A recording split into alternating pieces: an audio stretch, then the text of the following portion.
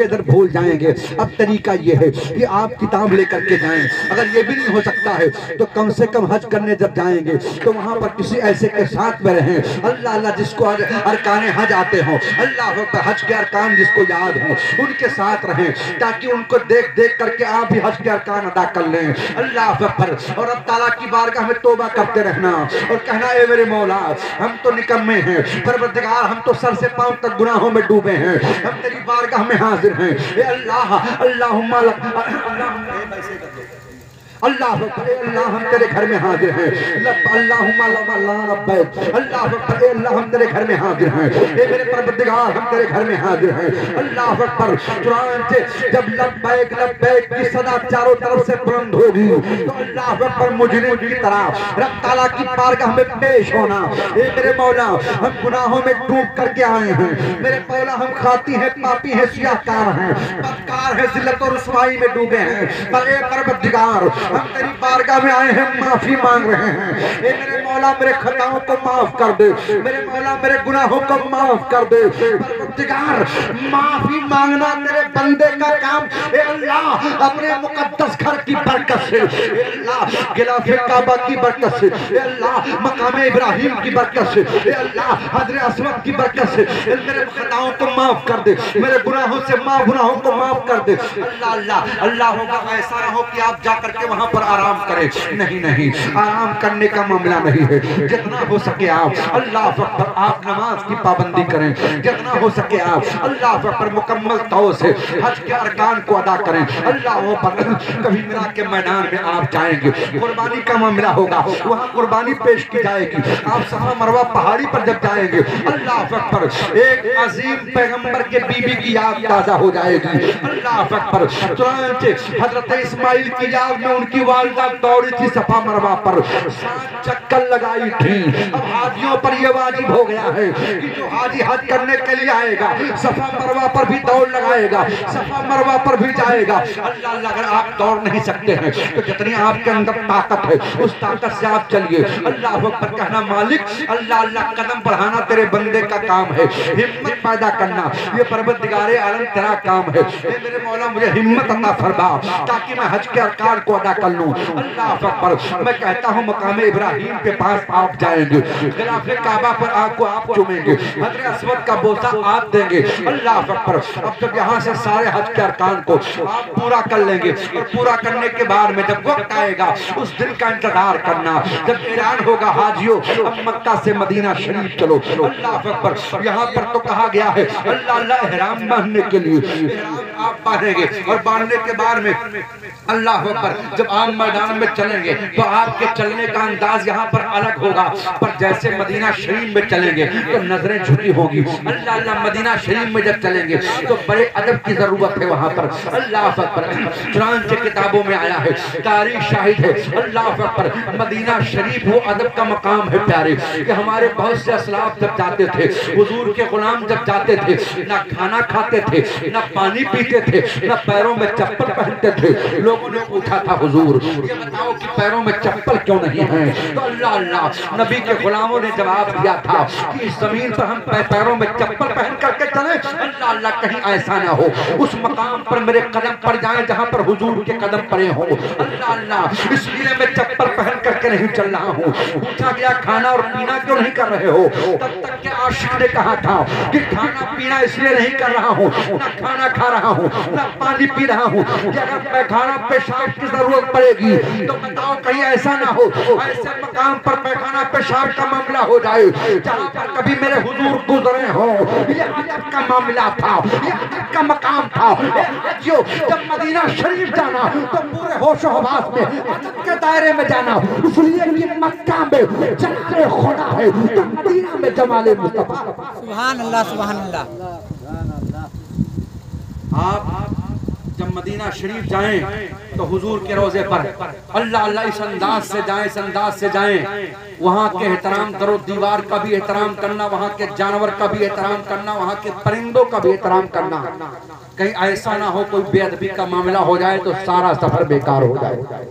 بہت ادب کے دائرے میں جانا، یہاں تک کہ وہاں کے کتوں کا بھی احترام کرنا، کتوں کا بھی احترام کرنا۔ اب آپ کہو گے کتوں کا معاملہ وہ تو جانور کا مسئلہ ہے، تو سنو، کتوں کی شکل میں نہ جانے کیسے کیسے لوگ رہتے ہیں، آپ کو ہمیں پتہ نہیں، ہماری اور آپ کی نگاہیں نہیں دے سکتی ہیں۔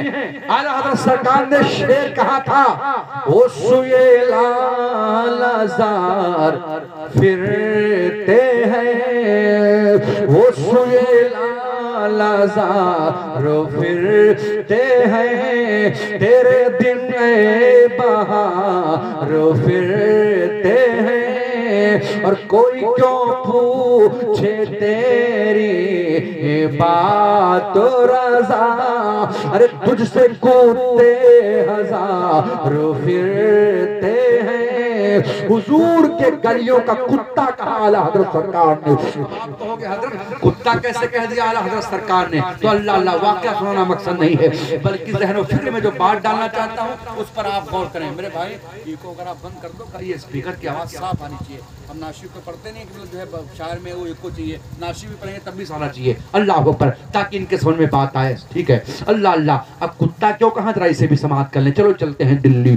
دلی سے آگے اللہ اکبر ایک قصبہ ہے جس کا نام ہے، اللہ اکبر، جس کا نام ہے، کیا نام ہے؟ پانی پت نام ہے۔ اللہ اکبر۔ کرنال سے آگے کیا ہے؟ پانی پت ہے۔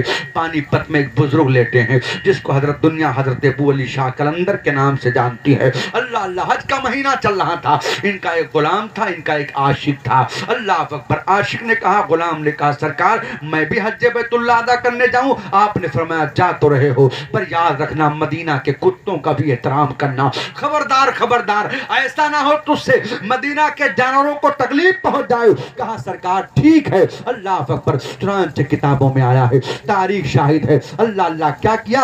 غلام چلا گیا، اور جانے کے بعد میں روضے رسول اللہ سے نکل رہا تھا، ایک گلی میں کتا بیٹھا تھا، بھیڑ آئی، اچانک اس کے پیر کتے کے پیر پر پڑ گئے۔ اللہ اکبر۔ کتا بلکتا ہوا چلاتا ہوا آگے چلا گیا، اس نے کیا دیکھا؟ کتے کے پیر سے خون نکل رہا ہے۔ اللہ اکبر۔ رومال کو پھاڑا، اور پھاڑنے کے بعد میں رومال سے پٹی کر دیا، اور کرنے کے بعد میں کہاں آیا؟ پیر کی بارگاہ میں آ گیا۔ اللہ چنانچہ کہا چلو چل کر کے پیر سے ملتے ہیں، اور ملنے کے بعد میں حضرت سے سلام عرض کر لیں، مبارکبادی پیش کر دیں کہ حضور میں حج کر کے آ گیا ہوں، سرکار کی بارگاہ کی حاضری ہوئی ہے، روضہ رسول اللہ کو میں نے اپنے ماتھے کی نگاہوں سے دیکھا ہے، مینا عرفات کے میدان میں گیا تھا، صفا مروہ پہاڑی کو میں نے دیکھا ہے، حجر اسود کو ہم نے چوما ہے۔ اللہ یہ سوچ کر کے دل میں آیا ہے، اور آنے کے بعد میں حضرت ابو علی شاہ قلندر بیٹھے ہوئے ہیں۔ آنے کے بعد غلام نے سلام عرض کیا، حضرت السلام علیکم، حضرت نے چہرہ پھیر لیا، پھر دائیں طرف گیا کہ حضرت السلام علیکم،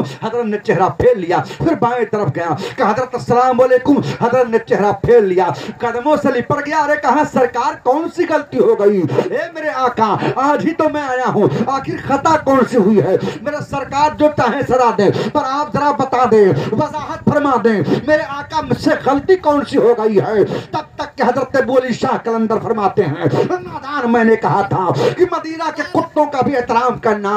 اللہ کہا سرکار کتوں کو کیا ہوا ہے؟ تب تک کہ حضرت ابو علی شاہ قلندر نے اپنے آستین کو اوپر کیا تو آنے والے غلام کی نظریں دیکھتی رہ گئی۔ غلام نے دیکھا یہ تو وہ رومال کا ٹکڑا ہے جو میں نے مدینہ شریف میں کتے کے پیر پر باندھا تھا۔ حضرت ابو علی شاہ قلندر فرماتے ہیں، اے نادان وہ کتا نہیں تھا، وہ تیرا پیر و مرشد ابو علی شاہ قلندر تھا۔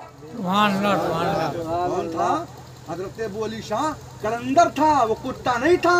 تو اعلیٰ حضرت سرکار فرماتے ہیں کوئی کیوں پوچھے تیری بات رضا، تجھ سے کتے ہزار پھرتے ہیں۔ اللہ اکبر۔ حضور کے گلیوں کا احترام کرنا۔ چنانچہ حضرت امام مالک ہیں، آؤ ذرا دیکھو، اللہ امام مالک، اللہ اکبر۔ کون امام مالک ہے؟ اللہ 4 امام ہیں، حضرت امام اعظم ابو حنیفہ ہیں، حضرت امام احمد بن حنبل ہیں، حضرت امام شافعی ہیں، حضرت امام مالک ہیں۔ حضرت امام مالک جب اللہ اکبر گئے حج ادا کرنے کے لیے، حج بیت اللہ سے فارغ ہو کر کے مدینہ شریف کی گلیوں میں آپ چل رہے ہیں، اللہ اکبر، ادب کا مقام انتظام دیکھو، پیروں میں چپل نہیں ہے۔ حضرت امام مالک چل رہے ہیں، چلتے چلتے آپ کو یاد آیا، حضرت امام مالک نے جب پرانی عمارتوں کو دیکھا، پرانے در و دیوار کو دیکھا، تو حضرت امام مالک نے چومنا شروع کر دیا۔ اللہ اللہ، نزد ذہن و فکر رکھنے والے آج یہی سوال کرتے ہیں کہ چومنا کہاں سے ثابت ہے؟ نادان آدھا دیکھ، حضرت امام مالک کو دیکھ لے، حضرت امام مالک ہیں، مدینہ کے گری پڑی دیواروں کو چوم رہے ہیں، وہاں کے پرانی عمارتوں کو چوم رہے ہیں۔ اللہ اللہ، اعتراض کرنے والے لوگ اس دور میں بھی تھے۔ کہا سرکار یہ کیا کر رہے ہیں؟ کہا کیا مطلب؟ کہا دیواروں کو آپ چوم رہے ہیں، اللہ اللہ، گری پڑی دیواروں کو آپ چوم رہے ہیں، پرانی دیواروں کو آپ چوم رہے ہیں۔ حضرت امام مالک کی آنکھوں میں آنسو آ گئے۔ فرمایا سرکار رو کیوں رہے ہو؟ آپ فرماتے ہیں اس لیے میں چوم رہا ہوں، ہو سکتا ہے میرے حضور کبھی ان گلیوں سے گزرے ہوں اور سرکار کے مبارک دامن ان دیواروں سے لگ گئی ہو، اس لیے میں چوم رہا ہوں۔ لوگوں نے کہا حضور میں نے سنا ہے کہ سرکار جب چلتے تھے اللہ اکبر تو چنانچہ ایسا کوئی معاملہ نہیں تھا کہ دامن کو رگڑتے ہوئے چلیں۔ سرکار جب چلتے تھے چاروں طرف صحابہ ہوتے تھے، ایک طرف ابو بکر ہوتے تھے، دوسری طرف عمر فاروق اعظم ہوتے تھے، پیچھے پیچھے صحابہ کی جماعت ہوتی تھی۔ حضرت امام مالک طرف گئے، فرمایا لوگوں یہ بھی نہ صحیح، میں اس لیے چوم رہا ہوں کہ ہو سکتا ہے میرے سرکار کبھی اس گلی سے گزرے ہو تو سرکار کی نگاہ نبوت ان دیواروں پر پڑ گئی ہو، اس لیے میں چوم رہا ہوں۔ لوگوں نے کہا سرکار حضور کے بارے میں تو اللہ کے رسول کی حدیث ہے کہ سرکار جب چلتے تھے تو نگاہیں جھکی ہوتی تھیں، آپ کہتے ہو کہ سرکار کی نگاہیں پڑ گئی ہوں۔ امام مالک کو جوش آ گیا، ارشاد فرماتے ہیں لوگوں یہ بھی نہ صحیح، میں اس لیے چوم رہا ہوں کہ مانا ان دیواروں کو میرے حضور نے نہیں دیکھا ہے، پر اللہ اکبر ان دیواروں نے میرے سرکار کو تو ضرور دیکھا ہوگا، اس لیے میں چوم رہا ہوں۔ حاجی صاحب قبلہ آپ غور کے ساتھ سماعت کریں، میں اس لیے آپ کو بتا رہا ہوں کہ وہاں کے پیڑ پودوں کا بھی احترام کرنا۔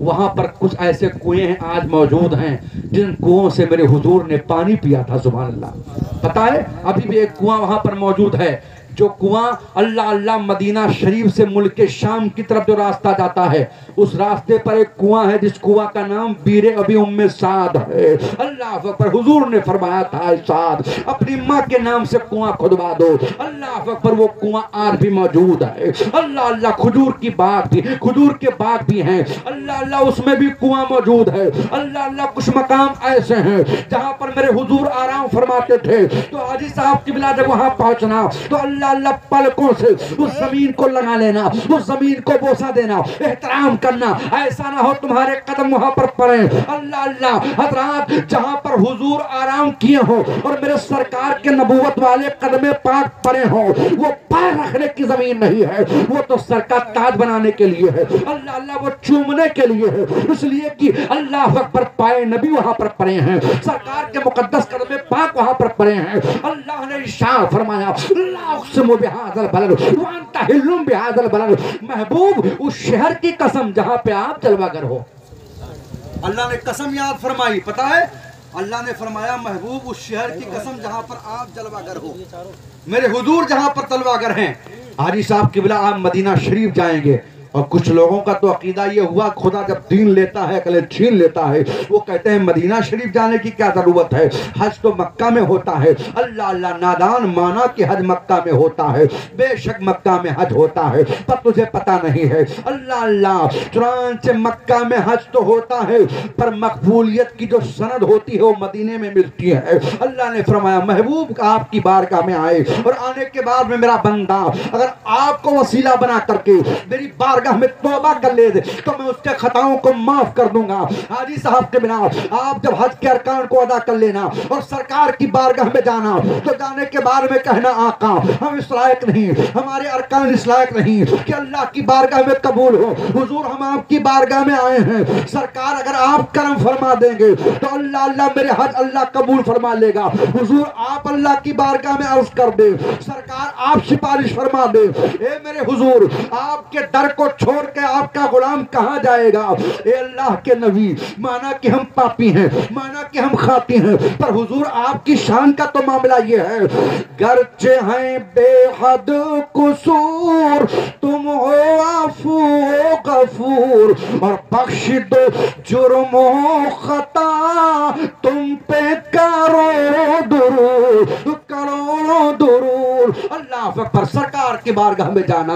اور اے لوگوں جنہیں حج کی دولت نہیں ملی ہے تو یاد رکھو اللہ نے دولت دی ہے اس کا احسان ہے, اس کا شکر ہے. اتراؤ مت, گھمنڈ مت کیا کرو, تکبر مت کرنا. یاد رکھنا بلڈنگوں میں رہنے والوں کو روڈ پر آتے ہوئے دیکھا ہے, اور جو روڈ پر تھے ان کو محلوں میں جاتے ہوئے دیکھا.